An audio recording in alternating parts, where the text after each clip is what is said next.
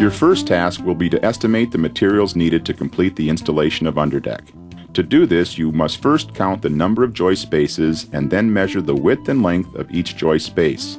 This data will help you determine the UnderDeck product needed for the job. The number of joist rails can be determined by the following formula. Number of joist spaces times joist length in inches times 2 divided by 37. Joist rails are 36 inches in length and are installed with a 1.5 to 2 inch gap between each joist rail. The number of collector panels needed is simply the total number of spaces. Collector panels come in 10.5, 15, and 24 inch widths for on-center spacing of 12 inch, 16, and 24 inch respectively. They are available in 10, 12, 14, and 16 foot lengths. Always order the closest width and length that is greater than the measurement, as excess is easily trimmed off. The number of boundary gutters needed is equal to the number of edge joists, and the number of joist gutters needed is equal to the number of inside joists. These also come in 10, 12, 14, and 16 foot lengths. Finally, check the need for flashing at the ledger board and for obstructions like blocking, bracing, posts, or beams. Time should be allowed to perform any modifications needed to get around these obstructions. Once the UnderDeck materials are ready, the installer can get the necessary tools together. These include a pencil, hammer or mechanical fastening tool, a chalk line, tape measure, utility knife, tin snips, a caulk gun, pliers, square and 2 step ladders with a plank which stretches the length of the joist area and is strong enough to stand on. A flat cutting surface to work on is also a good thing to include. Other supplies needed to complete the job are caulk, 1 or 1.5 inch fasteners allowing for 3 fasteners per joist rail, pan head screws or staples, high density foam weather stripping, a minimum of 1/2 inch wide to create water stops, all-purpose spray cleaner along with paper towels or cleaning rags for final cleanup. With the tools, material, and supplies in place, you are ready to install UnderDeck. The process is much more efficient if the installer completes each space one after another and doesn't waste time moving the ladders and platform continually back and forth. Another tip is to leave the materials in a warm place before installing to increase the pliability on cooler days below 40 degrees. To begin, new flashing must be added to the ledger board end of the deck to ensure no leaking at the building end of the collector panels. Also along the edge joists if at the building wall or screened enclosures. After nailing the flashing in place, caulk the top and sides to prevent water from backing up and leaking at the ledger board. This can be accomplished with UnderDeck's own water diverter and roll flashing. Next, move out or cut any obstructions in the joist space such as blocking or bracing, making sure the deck's integrity is not compromised. Of course, always check with local building codes for deck requirements regarding blocking or bracing. To set the pitch line, measure up 3 1/2 inches maximum from the bottom of the joist at the ledger board end. The line should drop 1 inch every 10 feet or 1/8 inch per foot all the way to the outer end of the joist. This will be repeated on each side of every joist.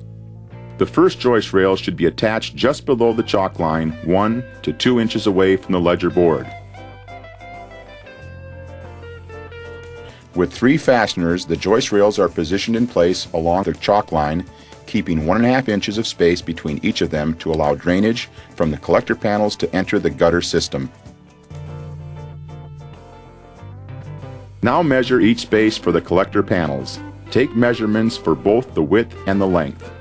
Because the panel must arc upward for strength and drainage, the width of the panel must be slightly greater than the actual distance between the joists. Refer to the chart in the instructions for the appropriate measurement relative to the space width. To trim the width of the panel, measure and place a pencil line along the length of the panel and then score along this line with a utility knife. Fold the panel along the score using a hard edge underneath and then bend it back to separate the excess. To cut the length, once again measure and draw a pencil line. You should lessen the total measurement by 1/4 inch to allow for expansion space on the house end of the collector panel. Now cut along the line with a tin snips or a utility knife. With the panel cut to size, you can now place it between the 2 flanges of the joist rails. To do this, simply place one long edge of the collector panel into the joist rails and guide the panel up into the other joist rails along its length. Gently push up in the center of the collector panel until the other long edge of the panel slips up into the rail on the opposite joist. With just the first panel in place, you can install the boundary gutter along the wall. Using the same measurements, mark a line on the boundary gutter and cut the excess off with the tin snips. Again, allow a 1/4 inch expansion space and an additional 1.5 inches if the outside end comes up against a beam. At the ledger board end of the boundary gutter, affix a foam rubber stop using a 1 1/2 inch length of the self-adhesive foam weather stripping. At the opposite end, use pliers to gently bend a drip tab down to keep drips from following the bottom of the gutter back toward the building.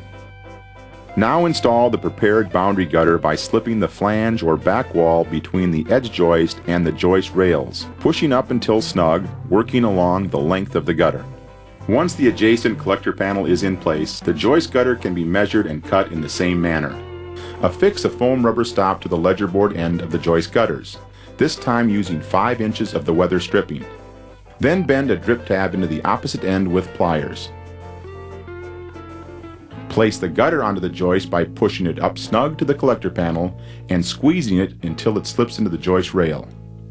Work your way down the length of the gutter until the whole unit is in place. Before moving to the next 2 joist spaces, use a mild cleaner and clean cloth to wipe over all gutters and panels, removing any dirt marks from the installation process. Then complete installation of the remaining deck area in the same manner. If optional gutters and downspouts were requested, they can now be installed. The system can then be tested for leaks using a garden hose from the top side of the deck. Let's review the installation process. Install flashing at building ledger and caulk top and sides of all flashing. Install flashing over boundary gutter if at building wall or screened enclosure that extends 2 inches past the center point of the collector panel. Move or cut out any obstructions in the joist space such as blocking, bracing, etc. Snap pitch line on the joist measuring up 3 1/2 inches on the ledger board end and dropping 1/8 inch per foot moving out to other end of the joist. Attach joist rails starting 1 inch from the ledger board and just below the chalk line, keeping 2 inches maximum space between the rails. Insert collector panels allowing 1/4 inch expansion space. Snap-on joist and boundary gutters also allowing 1/4 inch expansion space and 1.5 inches at a beam. Make sure to use foam rubber stops at the building end of all gutters and to bend drip tabs on the drainage ends of all gutters. Install any optional gutters and downspouts if necessary. Clean completed system. Use a garden hose to test the system for leaks. Discover the area below your deck. It's already there. Why not use it? UnderDeck. You're only a few hours away from a fun and enjoyable experience.